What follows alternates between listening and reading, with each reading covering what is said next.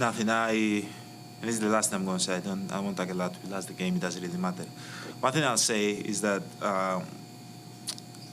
I believe like being humble in victory. That's how I am.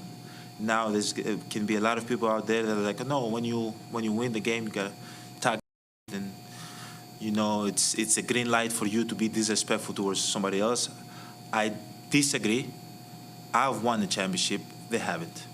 Okay, and that doesn't say anything. I'm not trying to minimize their effort, but I remember when I won, my mom that she's never missed the games from February 11th or 13th when she came in Milwaukee against the Knicks. She never missed a game. When we won the championship, I remember my mom, she was scared to cross. She was like, am I allowed to come and hug my son?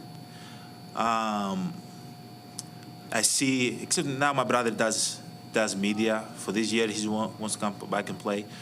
But like, except in that, you've never seen my family like see courtside. See, this is not something that we do. We don't. I try to keep my family away from the game. But losing the game, emotions run high. Having a fan, which at the moment I thought he was a fan, but then I realized he was Tyrese's son, which I love. Tyrese, I think he's a great competitor. He was his dad, sorry. Coming in the floor and showing me his son a towel with his face. This is what we do. This is what we effing do. This the F we do. This. I feel like that's very, very disrespectful.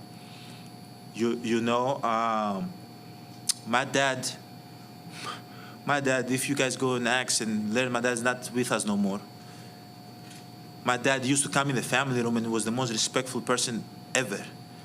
When you come from nothing and you've worked your whole life to sell stuff in the street, and your whole life you'll be scared of the police of deporting you and sending you back to your country. You have to protect your kids with all means. You create this mentality of being humble your whole life, to not kind of disrespect anybody, not make the tension high, the emotions high, so anybody can snitch on you, say something bad about you.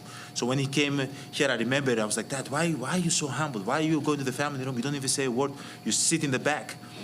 Why are you like that? Don't worry about it. Don't worry. That's how I grew up. That's what I had around. So when I see other dads, which don't disrespect me, maybe if my son play basketball, I might be in the court. I might be the one on the court, and like 20 years later, you can play this interview and say, Giannis, you're contradicting yourself. But we'll see in 20 years. But I'm talking about right now how I feel.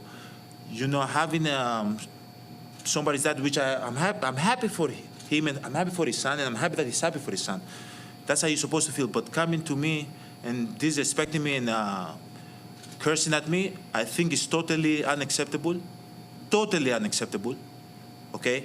And I'm not the guy that points fingers, because in my neighborhood, snitches get stitches. So I don't want to say something, for him to say, to get fined or anything. But it's not respectful. I talked with him at the end. And I think we're in a good place.